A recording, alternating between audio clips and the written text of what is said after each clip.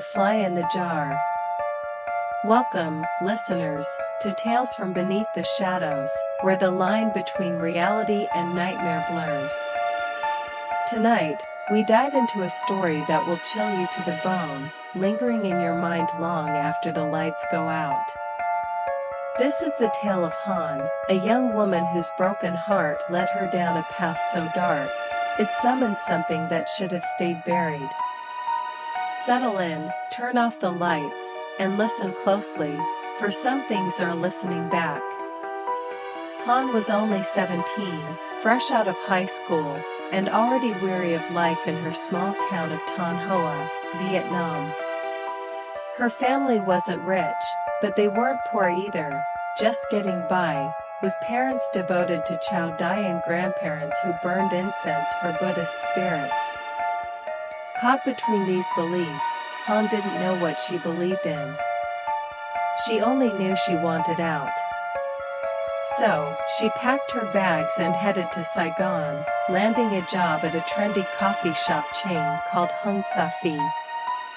The owners, a wealthy couple from Hanoi, ran a tight ship, but their son, Min, was a different story.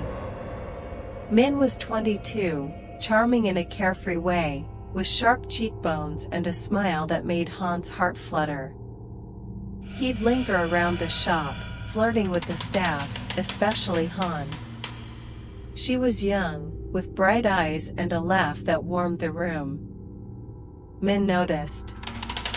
It didn't take long for Min to win her over.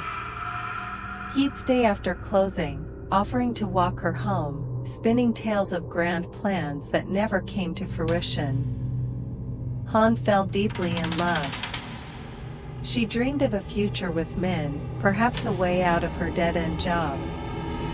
Her parents back in Ton Hoa were thrilled when she mentioned Min, hoping he'd be her path to stability. But Min's parents disapproved.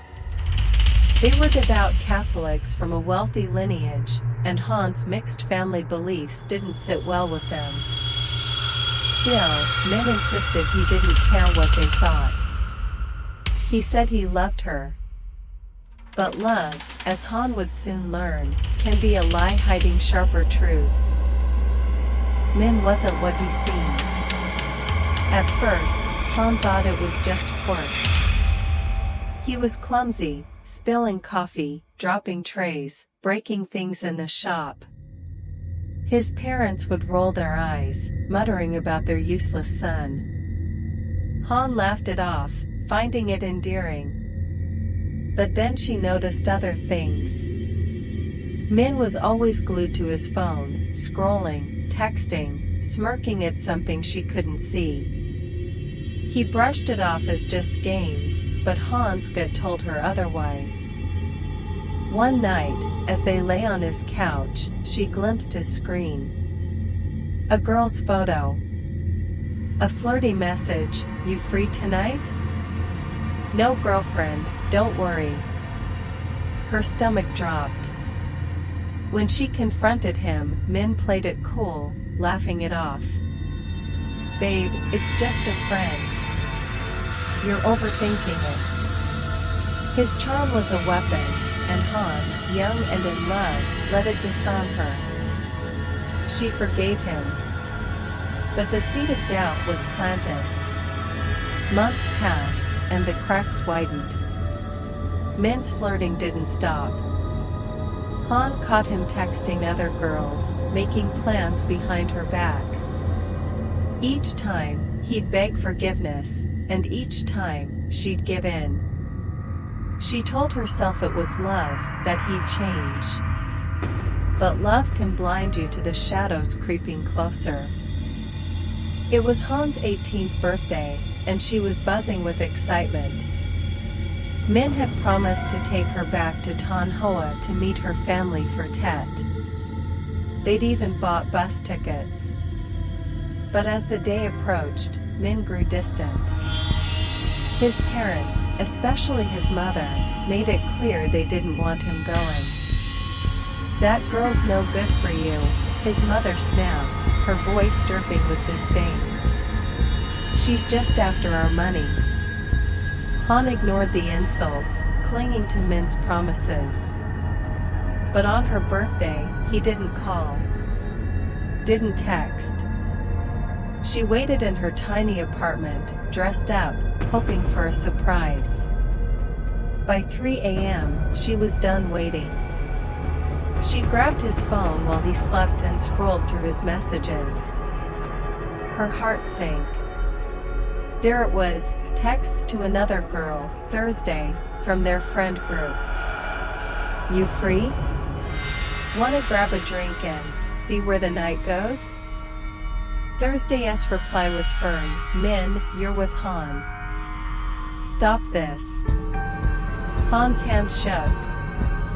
She wanted to scream, to throw the phone, but she just sat there, tears streaming down her face. Min snored, oblivious. When she confronted him, he groveled, blaming it on a moment of weakness. Again, she forgave him. She didn't know why. Maybe it was fear of being alone. Maybe it was hope he'd change. But the hurt festered, turning into something darker. By spring, Han had quit the coffee shop, tired of working under Min's parents' judgmental eyes. She got a job at a nail salon, trying to build something of her own. Min, meanwhile, decided to strike out on his own too, complaining about his parents' control. He needed a motorbike to get to his new job, but he was broke. Han, still tethered to him, offered to pay half. She scraped together 25 million dong, selling her jewelry and dipping into her savings. Min promised to pay her back. She believed him. They planned a weekend trip to Vung Tau, a chance to reconnect. Han was hopeful, thinking maybe this was their fresh start. But the day of the trip, Min vanished. No calls, no texts. By 6 p.m., he finally called, claiming he was stuck at his parents' for dinner. Han didn't buy it. She'd installed a tracking app on his phone months ago, after the first betrayal. She checked it.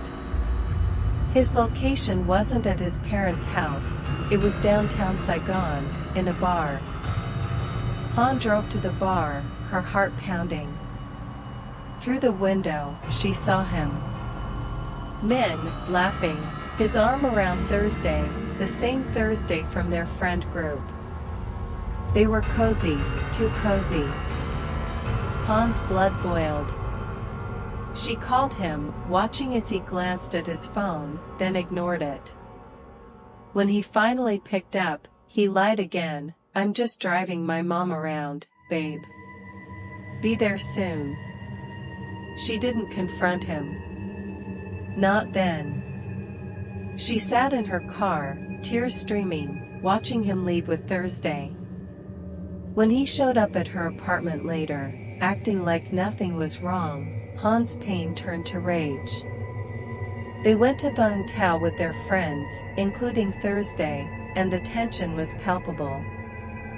On the way back, Han couldn't hold it in anymore. She snapped, accusing Min of cheating, of lying, of making her feel like nothing. Thursday, riding with another friend, denied everything, claiming she was just part of the group. But Min didn't defend Han. Instead, he turned on her. "You're paranoid, Han. I was with Thursday before you. You're the one who pushed your way in. You're the other woman." His words cut deeper than any knife. Their friend Hai, the only one who seemed to have a conscience, stepped in. "Min, you're full of it. You've been stringing Han along. She deserves better." Humiliated, Han rode back with Hai. Min didn't care. He let Thursday climb onto his motorbike, and they drove off, laughing.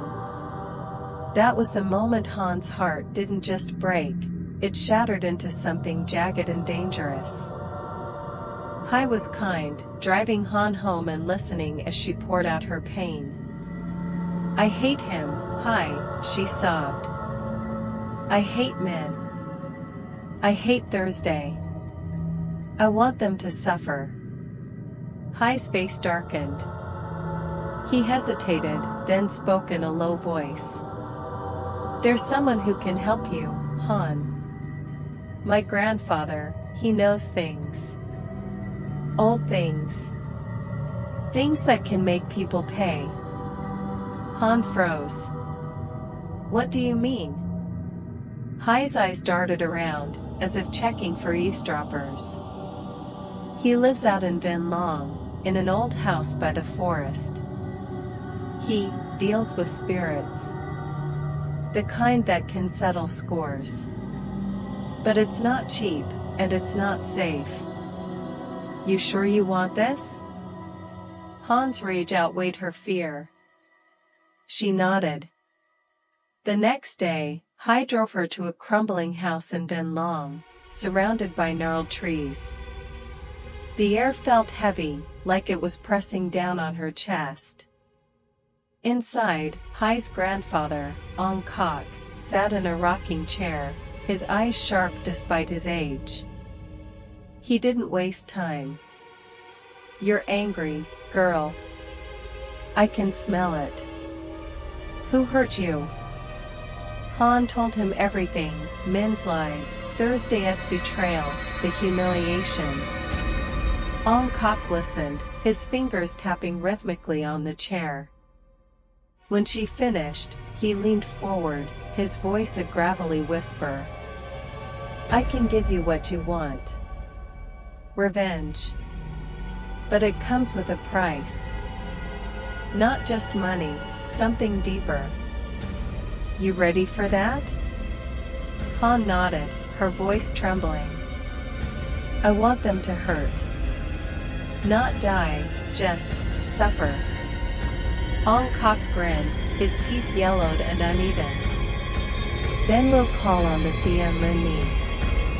It's old magic, stronger than anything you've ever seen. But it needs something personal. Something dark." Ong Kok led Han to a basement door, its wood warped and stained. The air grew colder as they descended. The basement was lit by flickering candles, casting shadows that seemed to move on their own. Shelves lined the walls, filled with jars of unidentifiable things, bones, herbs, and something that looked like hair. In the center was a small altar, draped in black cloth, with a clay jar at its core. Ong Kok explained the ritual. "The Thien Lin Ni needs a vessel. Something that's lost its way, like you. We'll use remains. From a place where life was taken too soon." Han's stomach churned as he described visiting hospitals, morgues, places where the unwanted were left behind. He'd already collected what he needed, tiny bones, no bigger than her hand, wrapped in cloth. Over the next week, Ong Kok worked in secret, chanting in a language Han didn't recognize. She stayed in the house, sleeping on a cot upstairs, waking to the sound of cries that weren't quite human.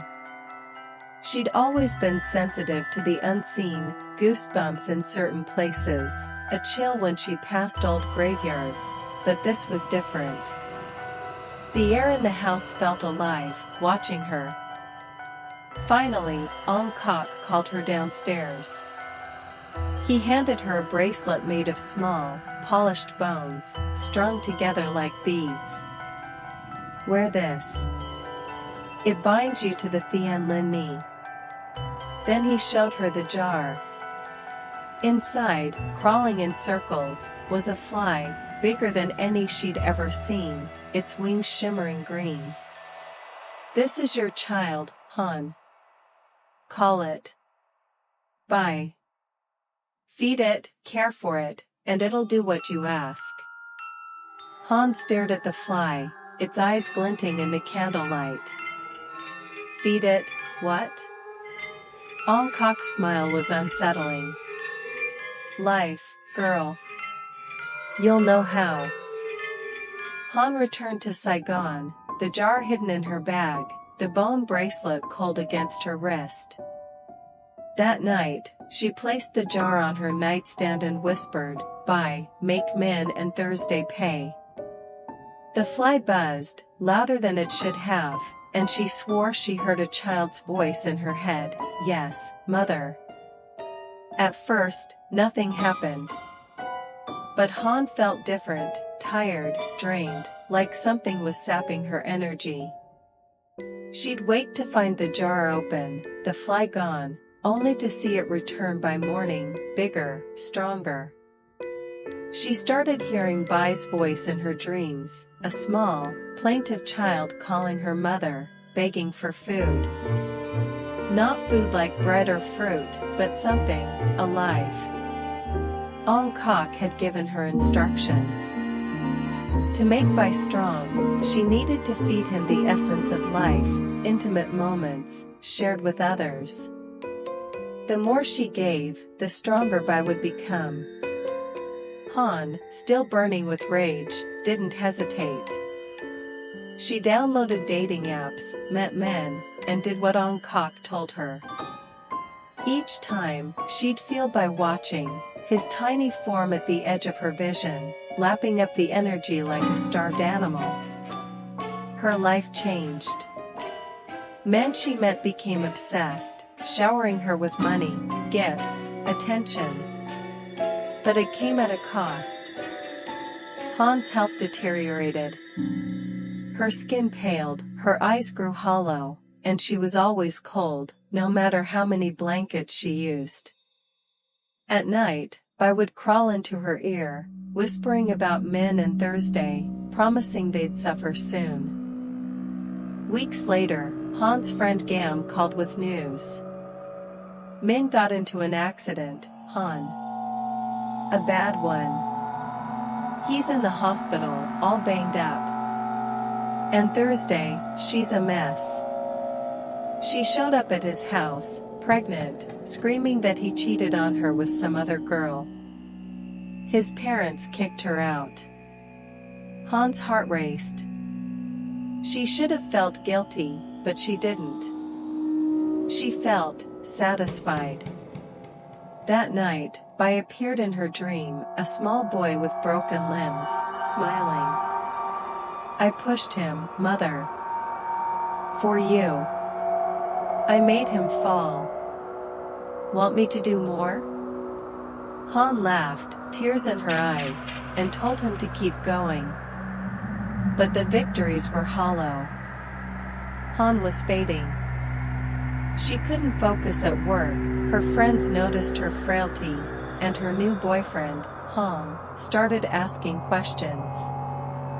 Hong was different, kind, steady, someone she could actually love. But he sensed something wrong. Han, what's in that jar? I hear things at night. A kid's voice. And you're not yourself. Terrified he'd leave her, Han confessed everything. Han was horrified. You're keeping a spirit in your house, Han. This isn't right. We need to get rid of it. Reluctantly, she agreed. They drove back to Ong Kok's house, the jar and bracelet in tow. Ong Kok was furious. You can't just give it back, girl. Bai's yours now. He's bound to you. You abandon him, he'll come for you. Hong argued, pleading, but Ong Kok refused to take the jar. Defeated, they returned home, but Han couldn't shake the feeling that Bai was still there, watching. The nightmares worsened. Han dreamt of Bai, his broken body crawling toward her, crying, "Why did you leave me, mother? I love you." She'd wake screaming, feeling his tiny hands on her skin. Her health plummeted, and she was fired from her job. Desperate, Gam took her to a local medium, Batam, known for her work with restless spirits. Batam took one look at Han and knew. "You've got a spirit tied to you, child. A young one, manipulated by dark magic. It's draining your life." She performed a ritual, burning incense and chanting, binding Bai's spirit to a sacred talisman. Han felt a weight lift, but not entirely. Batam warned her, "The spirit's gone, but the curse lingers. You've got to cleanse yourself, or it'll follow you forever." Han followed Batam's instructions, eating mung beans soaked in graveyard soil and praying at old tombs, hoping to break the curse. Slowly, she recovered, her strength returning. She and Han grew closer, building a new life. But every so often, she'd hear a faint buzz in her ear, a child's voice calling, "Mother." She'd check the jar, now empty, and wonder if Bai was truly gone, or if he was waiting, somewhere in the shadows, for her to call him back. That's the story of Han and the Thien Lin Ni. A tale of love turned to hate, and hate turned to something far darker. Be careful what you wish for in the heat of anger, listeners. Some prices are too high to pay. Join us next time for another tale from beneath the shadows. Sleep tight, if you can.